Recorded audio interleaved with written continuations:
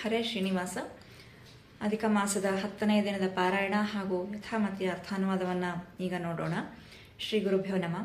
ಹರಿಕಥಾಮೃತ ಸಾರ ಗುರುಗಳ ಕರುಣದಿಂದ ಪನಿತು ಪೇಳುವೆ ಪರಮ ಭಗವದ್ ಭಕ್ತರಿದನಾದರದಿ ಕೇಳುವುದು. ಅಕ್ಷರೇಡ್ಯನು ಬ್ರಹ್ಮವಾಯು ತ್ರಕ್ಷಸುರಪ ಸುರಾಸುರಗಳ ಅಧ್ಯಕ್ಷನಾಗಿದ್ದೆಲ್ಲರಳು ವ್ಯಾಪಾರ ಮಾಡುತ್ತಿಹ.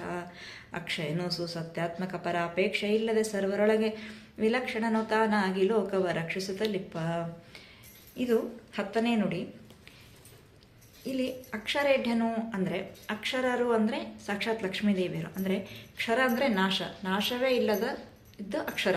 ಹಾಗಾಗಿ ಲಕ್ಷ್ಮೀದೇವಿಯರನ್ನು ಅಕ್ಷರರು ಅಂತ ಸಂಬೋಧನೆ ಮಾಡಿದ್ದಾರೆ. ಅಕ್ಷರೇಢ್ಯ ಅಂದರೆ ಲಕ್ಷ್ಮೀದೇವಿಯರಿಗಿಂತಲೂ ಶ್ರೇಷ್ಠನಾದ ಲಕ್ಷ್ಮೀದೇವಿಯರಿಂದಲೇ ಸೃಷ್ಟಿಸಲ್ಪಟ್ಟ ಪರಮಾತ್ಮನನ್ನು ಅಕ್ಷರೇಢ್ಯ ಅಂತ ಇಲ್ಲಿ ಕರೆದಿರೋದು.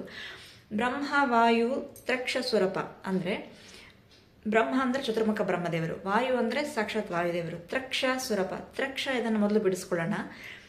ತ್ರಯ ಪ್ಲಸ್ ಅಕ್ಷ ಅಂದರೆ ತ್ರಯ ಅಂದರೆ 3, ಅಕ್ಷ ಅಂದರೆ ಕಣ್ಣು. ಅಂದರೆ ಸಾಕ್ಷಾತ್ ಮಹಾರುದ್ರದೇವರು, 3 ಕಣ್ಣುಗಳುಳ್ಳ ಸಾಕ್ಷಾತ್ ಮಹಾರುದ್ರದೇವರನ್ನೇ ಇಲ್ಲಿ ದಾಸಾರ್ಯರು ತ್ರಕ್ಷ ಅಂತ ಸಂಬೋಧನೆ ಮಾಡಿದ್ದಾರೆ.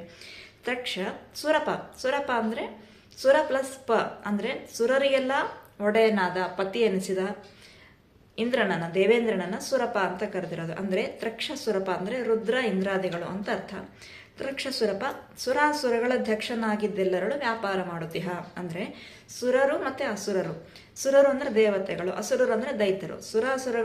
ಸುರಾಸುರಗಳ ಅಧ್ಯಕ್ಷನಾಗಿದ್ದೆಲ್ಲರಳು ಅಂದರೆ ದೈತ್ಯರಲ್ಲಿದ್ದು ದುಷ್ಕರ್ಮಗಳನ್ನು ಕೆಟ್ಟ ಕರ್ಮಗಳನ್ನು ಮಾಡಿಸ್ತಾ, ದೇವತೆಗಳಲ್ಲಿದ್ದು ಸಜ್ಜನರಲ್ಲಿದ್ದು ಸತ್ಕರ್ಮಗಳನ್ನು ಮಾಡಿಸುತ್ತಾ, ಅವರವರ ಯೋಗ್ಯತಾನುಸಾರ ಅವರವರ ಯಥಾನುಮತಿ ಅವರವರ ಯೋಗ್ಯತೆ ತಕ್ಕಂತೆ ಅವರಿಂದ ಕಾರ್ಯಗಳನ್ನು ಮಾಡಿಸೋದಕ್ಕೆ ಶ್ರೀಹರಿಯ ವ್ಯಾಪಾರ ಅಂತ ದಾಸರಲ್ಲಿ ಸಂಬೋಧನೆ ಮಾಡಿದ್ದಾರೆ.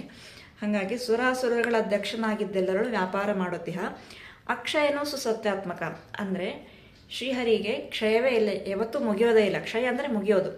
ಅಕ್ಷಯ ಅಂದರೆ ಶ್ರೀಹರಿ ಯಾವತ್ತೂ ನಾಶವಾಗದೇ ಇರೋದ ಶ್ರೀಹರಿಯನ್ನು ಅಕ್ಷಯನು ಅಂತ ಕರೆದರು. ಅಕ್ಷಯನು ಸುಸತ್ಯಾತ್ಮಕ ಅಂದರೆ ಸತ್ಯವಾದ ಚರಿತೆ ಉಳ್ಳಂತಹ ಶ್ರೀಹರಿ, ಪರಾಪೇಕ್ಷೆ ಇಲ್ಲದೆ ಸತ್ಯ ಸ್ವರೂಪಿಯಾದ ಶ್ರೀಹರಿ, ಪರರ ಅಪೇಕ್ಷೆ ಇಲ್ಲದೆ, ಅನ್ಯರ ನಿರೀಕ್ಷೆ ಇಲ್ಲದೆ, ಅನ್ಯರ ಸಹಾಯವಿಲ್ಲದೆ, ಸರ್ವರೊಳಗೆ ವಿಲಕ್ಷಣನು ತಾನಾಗಿ ಅಂದರೆ ಎಲ್ಲರಲ್ಲಿಯೂ ವಿಲಕ್ಷಣ ಅಂದರೆ ಭಿನ್ನ ಭಿನ್ನವಾಗಿದ್ದುಕೊಂಡು, ಭಿನ್ನ ಭಿನ್ನ ರೂಪದಿಂದ ಇದ್ದುಕೊಂಡು ಲೋಕವ ರಕ್ಷಿಸುತ್ತಲಿಪ್ಪ ಅಂದರೆ ಈ ಜಗತ್ತನ್ನು ನೇಮನ ಮಾಡುತ್ತಲಿದ್ದಾನೆ. ಸಾಕ್ಷಾತ್ ಶ್ರೀಹರಿ ಜಗದ್ರಕ್ಷಕನಾಗಿ ಜಗತ್ತನ್ನು, ಈ ಲೋಕವನ್ನು ರಕ್ಷಿಸುತ್ತಲಿದ್ದಾನೆ ಎನ್ನುವುದೇ ಈ ನುಡಿಯ ಸುಂದರ ಸಾರಾಂಶವಾಗಿದೆ ಅಂತ ಹೇಳ್ತಾ ಇವತ್ತಿನ ಯಥಾಮತಿ ಅರ್ಥಾನುವಾದವನ್ನು ಮುಗಿಸ್ತಾ ಇದ್ದೀನಿ.